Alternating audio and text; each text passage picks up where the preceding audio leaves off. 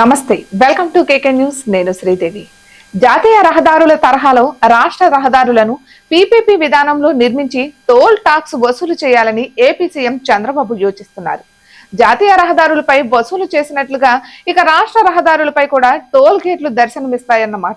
అంటే జాతీయ రహదారులపై ప్రయాణాలకు కట్టాల్సినట్లుగానే రాష్ట్ర రహదారులపై ప్రయాణానికి ఇక నుంచి టోల్ కట్టాల్సిందే. ఇది సహజంగానే ప్రజలకు ఆగ్రహాన్ని కలిగిస్తుంది. ప్రభుత్వంపై ప్రజా వ్యతిరేకకు కారణమవుతుంది.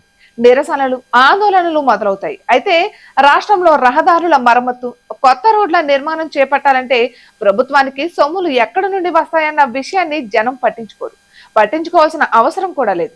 అసలు 5 ఏళ్లుగా రోడ్లు అధ్వానంగా ఉన్నాయన్న ఆగ్రహం కారణంగానే గ్రామీణ ప్రాంతాలలో జనం జగన్ ను వ్యతిరేకమయ్యారు. గత 5 ఏళ్ల జగన్ పాలనలో రాష్ట్రంలో ఒక్కడంటే ఒక్క కొత్త రోడ్డు నిర్మాణం చేపట్టిన దాఖలాలు లేవు. కొత్త రోడ్ల వరకు ఎందుకు, కనీసం రోడ్లపై గుంతలు కూడా పూడ్చలేదు. గత 5 ఏళ్లుగా రాష్ట్రంలో రోడ్లపై ప్రయాణం ఒక నరకంగా మారిపోయిందని జనం గగ్గోలు పెట్టారు. అప్పట్లో తెలంగాణలో అధికారంలో ఉన్న బీఆర్ఎస్ సర్కార్ అవకాశం వచ్చినా రాకపోయినా, సందర్భమైనా కాకపోయినా తమ ప్రభుత్వం రాష్ట్రంలో ఎంత బ్రహ్మాండమైన పాలన సాగిస్తోందో చెప్పడానికి ఏపీలో రోడ్ల దుస్థితిని ఉదాహరణగా చూపేది. ముఖ్యంగా అప్పటి మంత్రి బీఆర్ఎస్ కార్యనిర్వాహక అధ్యక్షుడు కల్వకుంట్ల తారక రామారావు ఏపీ రోడ్లపై తరచూ వ్యంగ్యాస్త్రాలు సంధించేవారు. ఈ పరిస్థితుల్లో చంద్రబాబు ప్రభుత్వం రోడ్ల మరమ్మతులపై దృష్టి సారించింది.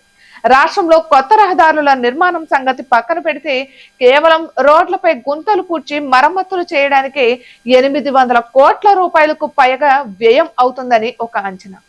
ఇక ప్రస్తుత పరిస్థితుల్లో అంతటి ఖర్చును భరించే పరిస్థితి లేకపోవడంతో చంద్రబాబు అనివార్యంగా ప్రత్యామ్నాయ మార్గాలపై దృష్టి సారించక తప్పలేదు. ఇక రోడ్ల మరమ్మతులకు 800 కోట్లు, అదే సమయంలో రాష్ట్ర రహదారుల నిర్మాణం పీపీపీ విధానంలో 2 విడతలుగా చేపట్టాలని నిర్ణయించారు. జాతీయ రహదారుల తరహాలోనే రాష్ట్ర రహదారుల్ని కూడా దశల వారీగా పీపీపీ విధానంలో అభివృద్ధి చేసి వాటిపై టోల్ వసూలు చేయాలని ప్రతిపాదించారు. ఇక ఏపీలో పెద్ద సంఖ్యలో రాష్ట్ర రహదారులు ఉన్నాయి. వాటి పరిస్థితి గత 5 ఏళ్లలో దారుణంగా మారిపోయింది. వీటిపై ప్రయాణం నరకప్రాయమేనని జనం గగ్గోలు పెడుతున్నారు. దీంతో ప్రస్తుతానికి వాటిపై గుంతల్ని పూడ్చేందుకు ఉపక్రమించిన ప్రభుత్వం త్వరలో వీటిని జాతీయ రహదారుల తరహాలోనే ప్రైవేట్ సంస్థలకు అప్పగించి వాటిని అభివృద్ధి చేయడంతో పాటు టోల్ ట్యాక్స్ కూడా వసూలు చేయాలని భావిస్తోంది. అయితే ఇందుకు ప్రజల నుంచి వ్యతిరేకత వ్యక్తం కాకుండా ఉండాలంటే పీపీపీ విధానంలో రోడ్ల అభివృద్ధి వల్ల చేకూరే ప్రయోజనాలపై ప్రజలలో అవగాహన కల్పించాలి.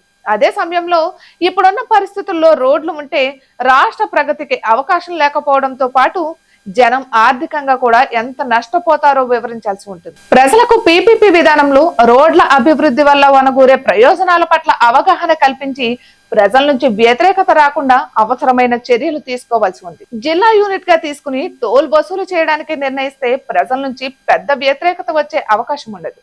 ఆ దిశగా యోచన చేయాలి. మొత్తం మీద రాష్ట్ర రహదారులు జాతీయ రహదారులను తలదన్నే విధంగా ఉంటాయన్న హామీతో ప్రజలను టోల్ చెల్లింపులకు అంగీకరింప చేయాలి.